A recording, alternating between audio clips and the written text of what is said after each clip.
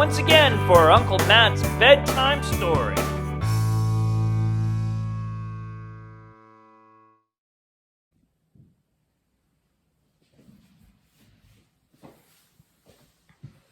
Hello everybody, it's Uncle Matt and I'm here to read you another bedtime story. Today being National Gardening Day. Yes, have you been doing your gardening lately? We just moved and we have opportunity to do that, so we're pretty excited about that.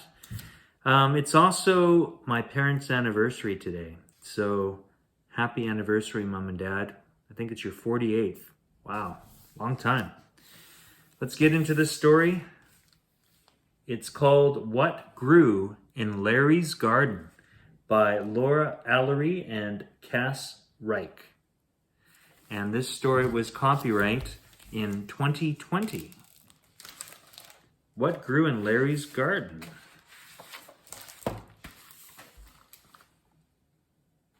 Are you ready? Here we go. In a sprawling city, in a lovely or leafy neighborhood on a narrow street in a cozy house with a tiny yard, lived a girl named Grace.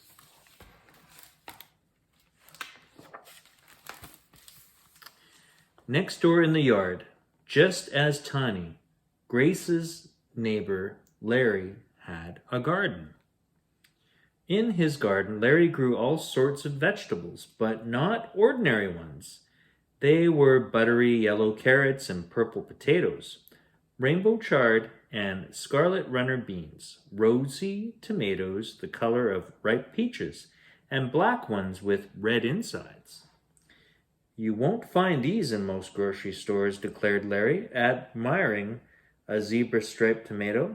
Grace thought Larry's garden was one of the wonders of the world.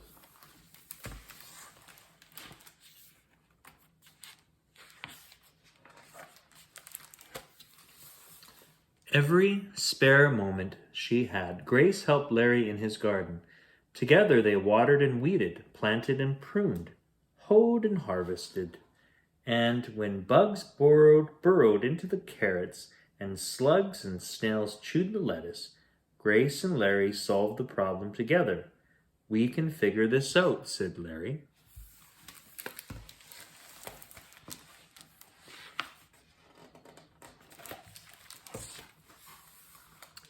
At the library, Grace learned that lots of bugs don't like the smell of marigolds.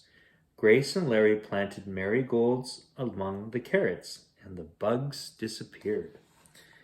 As for the slugs and snails, they picked them off with their bare fingers. "Our hard work will be worth it," said Larry, popping a slug into a bucket. "This is important. We're not just growing vegetables." "What are we growing?" asked Grace. "Wait and see," said Larry.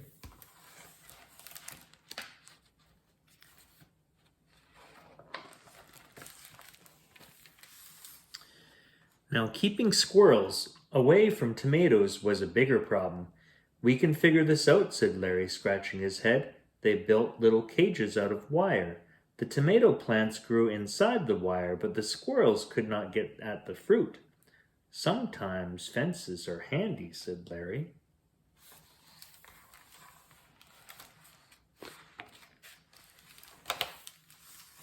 When summer ended and autumn came, Grace helped Larry gather and dry seeds to save for next spring.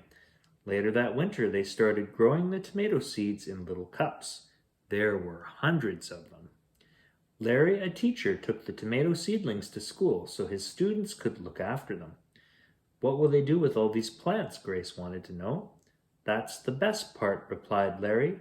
"These are not just tomato plants." "What are they?" asked Grace. "Wait and see," said Larry.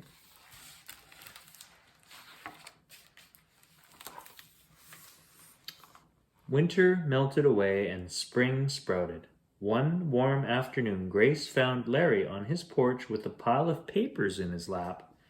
"You wanted to know what my students would do with our plants," he said. "Listen to these letters." Here's one. "Dear friend, I'm the kid who used to steal pears from your trees. I'm giving you this tomato plant to say sorry.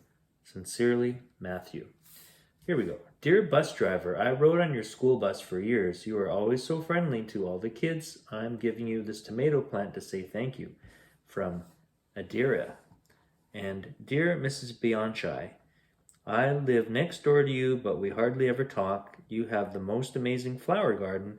It makes me happy just to see it. I'm giving you this tomato plant to tell you that you make the world more beautiful for a lot of people. Best wishes, Amrit. Wow, some letters there. My students will give the plants away, and they wrote these letters to tell them why, explained Larry. Every plant is a gift, a little green tendril reaching out to someone, connecting people. Now I see, cried Grace. We were growing a whole lot more than tomatoes. Exactly, said Larry.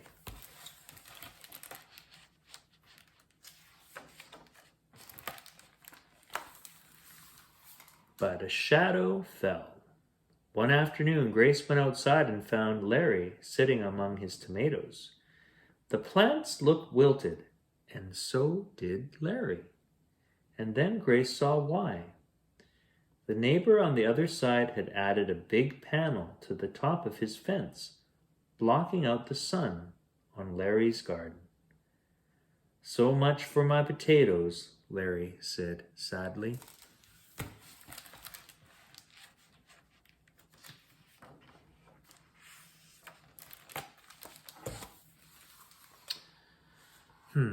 The looming fence made the garden seem smaller than ever.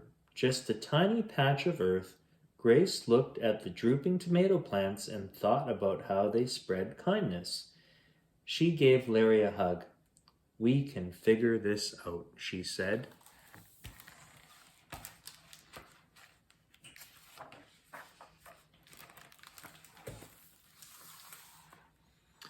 Larry went next door to speak to his neighbor, but they could not agree. He says the fence makes him feel safe, said Larry with a sigh. I guess that makes sense, said Grace, slowly, thinking about the handy fence that protected the tomato plants from hungry squirrels. But I have another idea. What's that? Wondered Larry. Wait and see, replied Grace.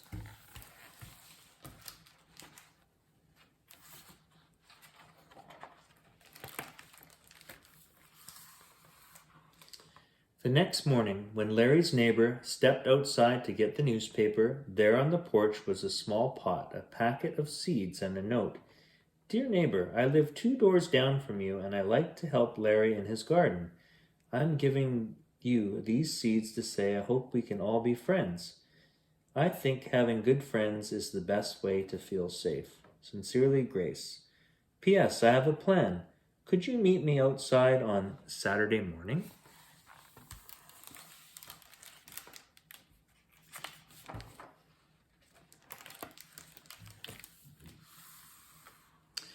That weekend, Larry heard hammering. When he went outside, he found Grace in the yard next door, working side by side with his neighbor. The high panel on the fence was gone. So was the shadow. Now they were pounding nails into the fence and tying strings to make a kind of ladder. Larry, cried Grace, come and see. Larry peered over the fence and saw seed packets. We're planting beans, explained Grace. They're going to climb the fence. Larry's neighbor looked up from the string he was knotting. I figured we could put this fence to better use, he said.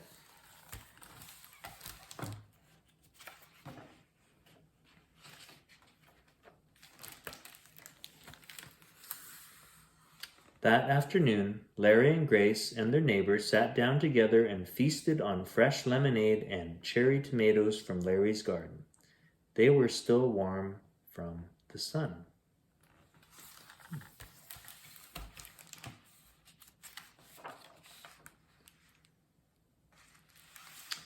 There's an author's note here that I think I'm going to read. There's a quote from Lao Tzu: "To see things in the seed, that is genius." If seeing things in seeds is a form of genius, then Larry Zakakro has a rare gift.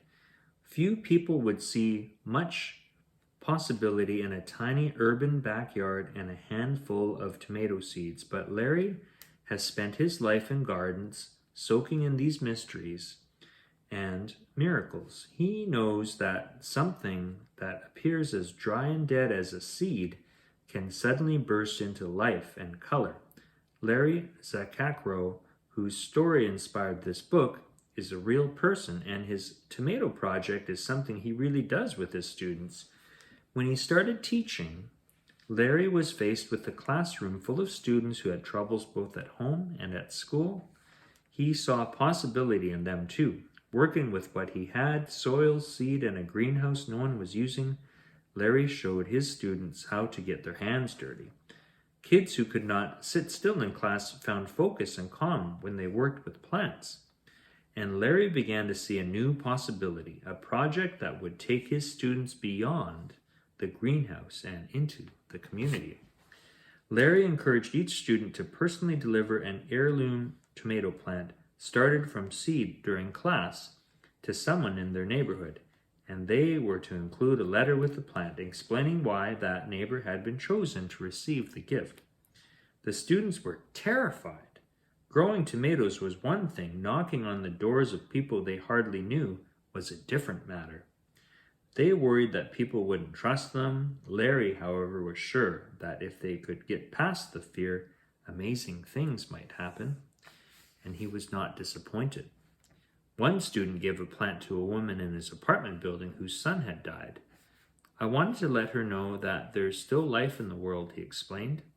Another described how he fearfully thrust a plant and letter into the hands of a grumpy old man down the street, then ran away. A few months later, the man surprised him with a gift, a brown paper bag full of heirloom tomatoes. One encounter at a time, the students were growing community. Growing anything takes patience. If you give plants what they need, water, sunshine, gentleness, room to grow, they will thrive. Possibility hides in every seed. Each year, Larry's students continue to find possibility in seeds and in themselves, growing their community one plant at a time. Yeah. Thought it was important to read that author's note. Well, that was a pretty special story. That was a learning story, an educational story, a true story too, it looks like. That is all the time we have for Uncle Matt's bedtime story. I hope you enjoyed that story, and I'll see you next time. Bye for now.